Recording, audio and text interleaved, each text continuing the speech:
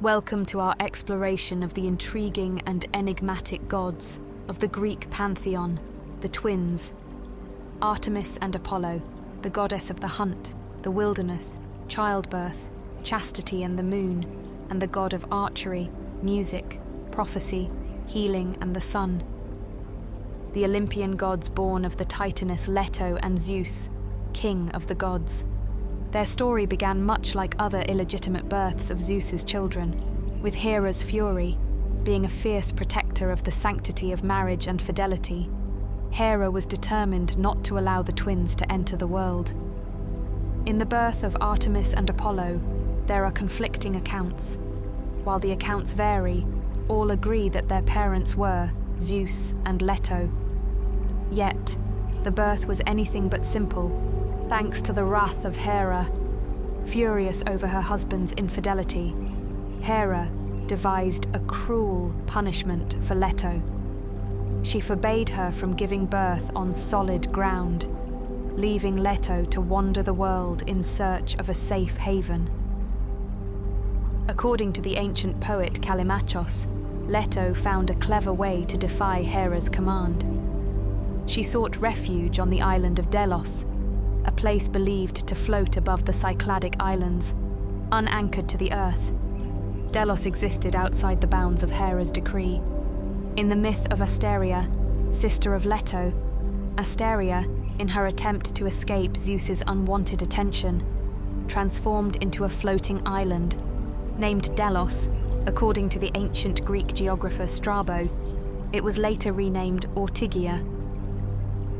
It was there, on this drifting isle, that Leto gave birth to her twins. Artemis came first, her delivery swift and painless. Then, in a twist of divine irony, the newborn Artemis assisted her mother in the arduous task of delivering her twin brother, Apollo. Apollo's birth was far from easy. For 9 days and 9 nights, Leto labored, her suffering prolonged by Hera's interference. The queen of the gods had kidnapped Eileithyia, the goddess of childbirth, ensuring no aid would reach Leto. Despite the odds, Leto persevered, and Apollo was finally born with the help of his sister. In recognition of her extraordinary act, the fates honored Artemis with the title of goddess of childbirth. According to Homer, Dione, Rhea, Ignaia, Themis, and the sea goddess Amphitrite gathered to witness Apollo's birth.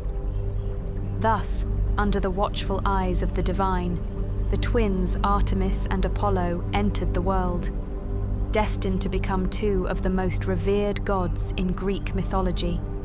The trials of Leto and her children, Artemis and Apollo, did not end there. Hera's relentless fury followed them as they wandered the world, seeking refuge from her wrath. Hera sent a giant named Tityus to torment Leto during her pregnancy, his towering figure a constant threat. His pursuit was still on their trail.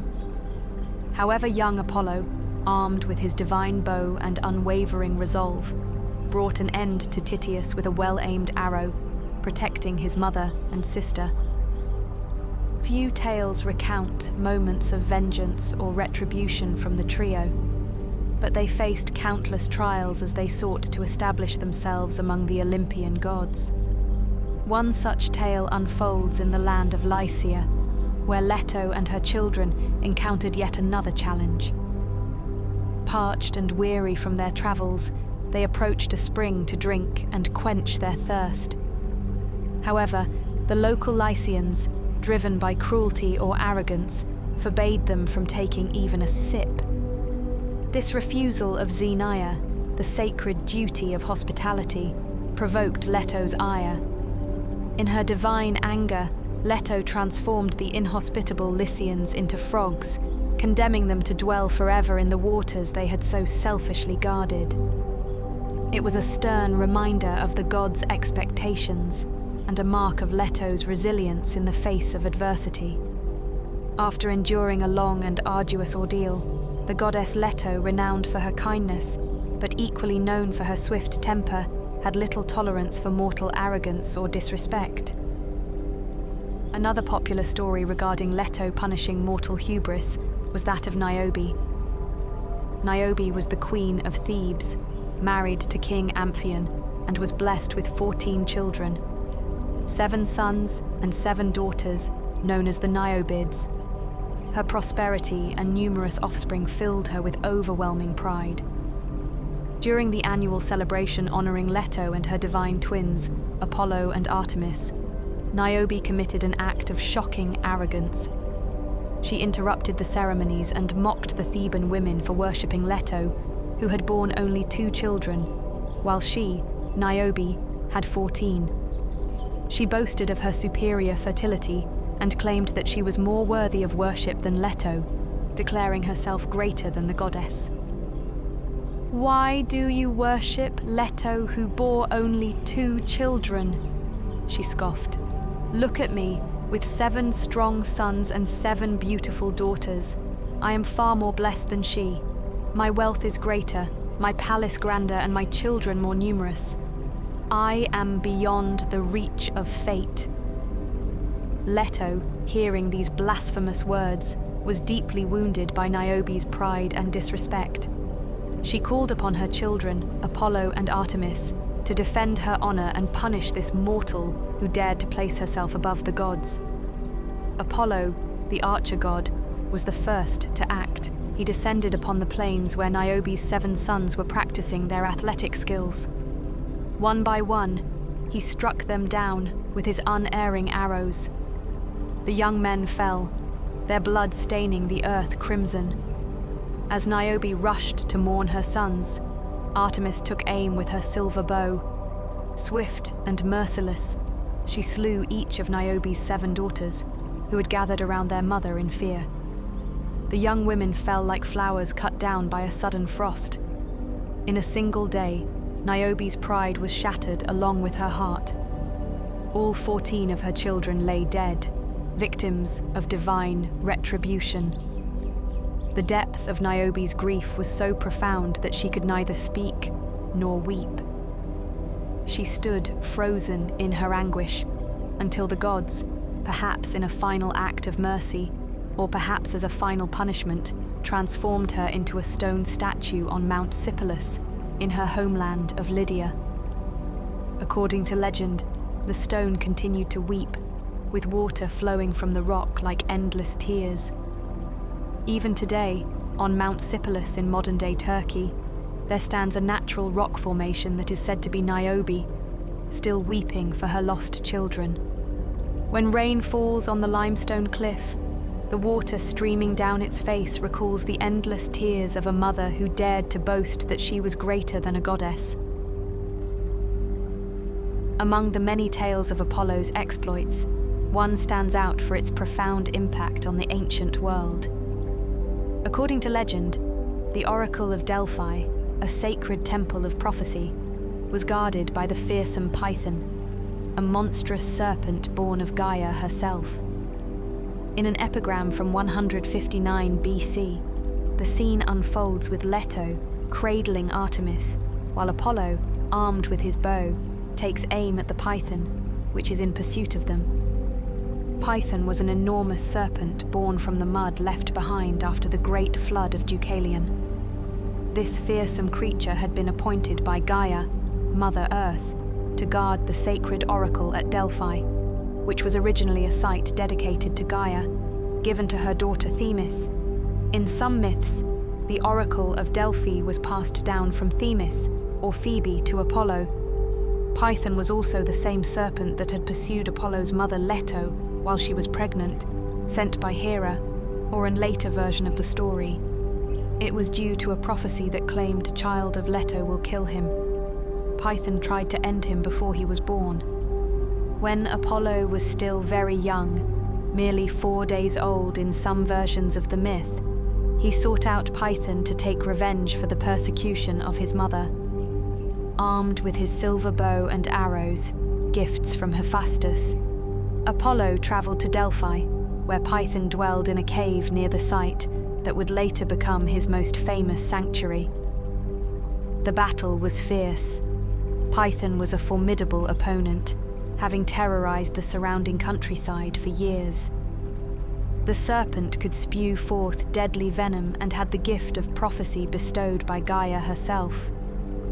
But Apollo, despite his youth, proved stronger.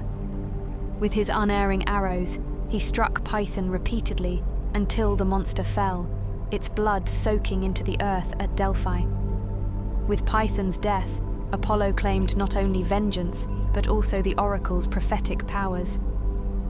However, killing Python was a serious offense, as the serpent was a child of Gaia and a sacred guardian. Apollo had to undergo ritual purification for this act. Some versions say he was banished from Olympus for a time and had to serve as a shepherd for King Admetus of Thessaly. After his purification, Apollo established his temple at Delphi, instituting the famous Oracle of Delphi. He chose his first priestess, the Pythia, named after Python, who would sit on a tripod over a chasm in the earth. There she would enter a trance state and deliver Apollo's prophecies to those who came seeking divine guidance. The site where Python's body fell became known as the Omphalos, or navel of the world, marked by a sacred stone. The Pythian Games, one of the 4 great Pan-Hellenic games of ancient Greece, were established to commemorate Apollo's victory over Python. In the hymn to Apollo, Homer describes Apollo's journey as he contemplates the kind of followers he desires to serve him. Spotting a Minoan ship, Apollo, in need of priests, transforms into a dolphin and forces the ship into submission. He then directs the winds to guide the vessel toward the Greek coast. Once there, the crew remains at the newly established temple, serving as its priests. Through this conquest, Apollo became the primary god of prophecy in the Greek pantheon, supplanting older, oracular deities.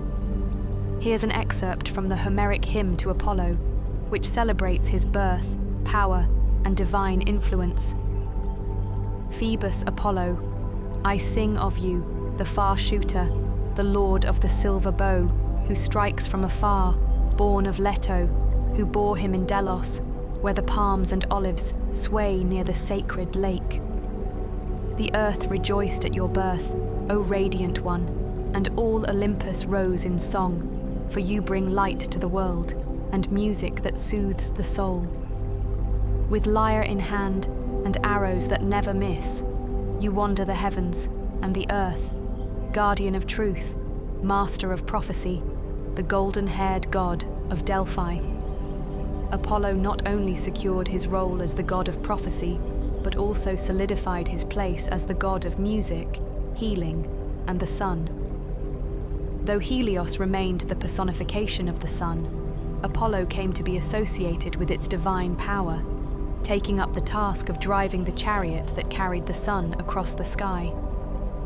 Apollo's connection to music began shortly after his birth. According to myth, when he was just 4 days old, he crafted the first lyre using a tortoise shell and strings made from cowgut. Apollo's musical abilities were so extraordinary that when he first played on Mount Olympus, all the gods were enchanted. The muses joined his music, creating divine harmony. It was said, according to the ancient poet Callimachos, shortly after her birth, the young Artemis climbed onto her father Zeus's lap, her divine spirit already strong and unyielding. She gazed up at the king of the gods and boldly requested 6 wishes from her father. Hymn to Artemis by Callimachos, translated by Alexander William Mayer, beginning with the time when sitting on her father's knees, still a little maid, she spake these words to her sire. Give me to keep my maidenhood, father, forever, and give me to be of many names, that Phoebus may not vie with me, and give me arrows and a bow. Stay, father, I ask thee not for quiver or for mighty bow. For me, the Cyclopes will straightway fashion arrows and fashion for me a well-bent bow. But give me to be bringer of light, and give me to gird me in a tunic with embroidered border reaching to the knee, that I may slay wild beasts. And give me 60 daughters of Oceanus for my choir, all 9 years old, all maidens yet ungirdled. And give me for handmaidens 20 nymphs of Amnisus, who shall tend well my buskins, and when I shoot no more at lynx or stag, shall tend my swift hounds. And give to me all mountains, and for city assign me any, even whatsoever thou wilt. For seldom is it that Artemis goes down to the town. On the mountains will I dwell, and the cities of men I will visit only when women vexed by the sharp pang of childbirth call me to their aid. Even in the hour when I was born, the fates ordained that I should be their helper. And her father smiled and bowed assent. And as he caressed her, he said, "When goddesses bear me children like this, little need I heed the wrath of jealous Hera. Take, child, all that thou askest heartily. Yea, and other things therewith, yet greater will thy father give thee." This allowed Artemis to carve her own path, claiming her domains as the goddess of the hunt, childbirth, chastity, and the moon. Just as Apollo took over Helios's role, in later Roman sources she sometimes assumed the duties of Selene Luna, driving her chariot to guide the moon across the heavens. In these myths, the old gods passed their mantles to the new, reflecting the ever-changing order of the divine cosmos. Artemis's independence came with certain privileges. As a maiden, she was beyond the influence of Aphrodite, the goddess of love and desire. Yet, this freedom did not shield those devoted to Artemis from Aphrodite's wrath. One such follower was Hippolytus, a devoted hunter who chose a life of chastity in honor of Artemis and refused to revere Aphrodite. Insulted by his rejection, Aphrodite sought revenge. She cursed Hippolytus' stepmother, Phaedra, with an unnatural love for him, setting in motion a tragic chain of events. Unable to bear her unrequited desire, Phaedra accused Hippolytus of betrayal, leading to his exile and eventual untimely death. Through these stories, the myths of Artemis reveal the delicate balance between devotion, independence, and the capricious wills of the gods. Artemis and Apollo inherited a number of epithets from their grandmother Phoebe, the first-generation Titaness mother to Leto and Asteria, the goddess of bright intellect and prophecy. Phoebe's name comes from the Greek words phoibos, meaning bright or radiant, phoibazo, meaning to prophesy, and phoibao, meaning to purify, an epithet given to Apollo as a sun god. Phoebe was also an epithet of Artemis as a moon goddess. Artemis was venerated as the goddess of the hunt, wilderness, childbirth, and chastity. Her worship often involved rituals connected to nature and fertility.